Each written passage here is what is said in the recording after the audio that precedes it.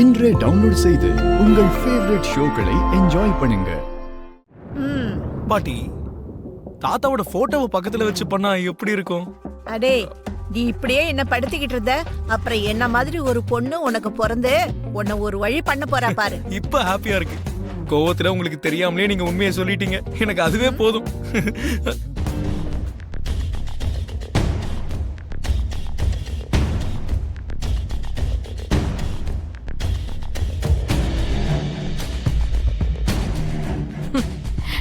அங்க பாத்தீங்களா, லக்ஷ்மியோட முகம் கரைஞ்சு போன கேக் மாதிரி எப்படி வாடி போயிருக்குன்னு.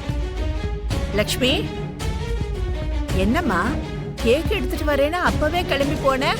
எடுத்துட்டு வரலையா? சீக்கிரம் எடுத்துட்டு வா. உன் அத்தை மாமா கையால கேக் வெட்டிடலாத.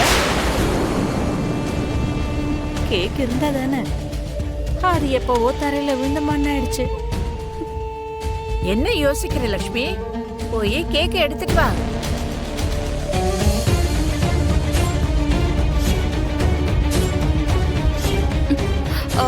இப்பவே போய் நான் எடுத்துட்டு வரேன் பாட்டி. ஏய், என்னடா சிரிப்பு? என்ன சித்தி, கேக் தான் இல்லையே, இவ எடுத்துட்டு வரேன்னு போறா. அதுதான் எனக்கும் ஒன்னும் புரியல. அதுவும் இல்லாம உடனடியா கேக் ரெடி பண்றது முடியாத காரியமாச்சே. என்ன பண்றான்னு பாப்போம்.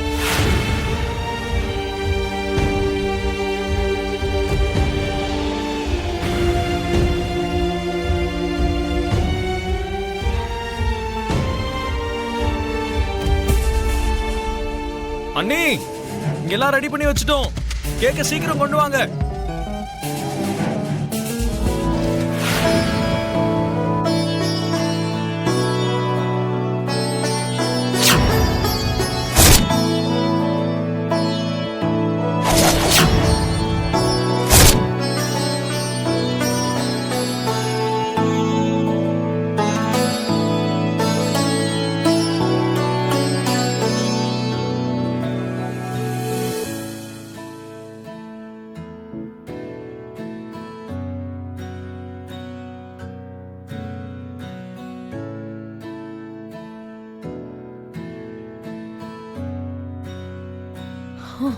லக்ஷ்மி இந்த தடங்களையும் அவளுக்கு சாதகமா மாத்திக்கிட்டா ஆண்டி. காட்டுக்காரி மூளையில இவ்வளவு புத்திசாலித்தனமா? என்னால இதை தாங்கிக்க முடியல மனிஷா. வாவ். என்னடா விவேக், அவங்க கட் பண்றதுக்கு முன்னாடியே சாப்பிட போறியா? கொஞ்சம் அதை பாருங்க பாட்டி. சீக்கிரம் வந்து என்ன சாப்பிட்டு சாப்பிட்டுன்னு கூப்பிட்டுக்கிட்டே இருக்கு. இன்னும் எவ்வளவு நேரம் பெரியப்பா? சீக்கிரம் அந்த கேக்க கட் பண்ணுங்க.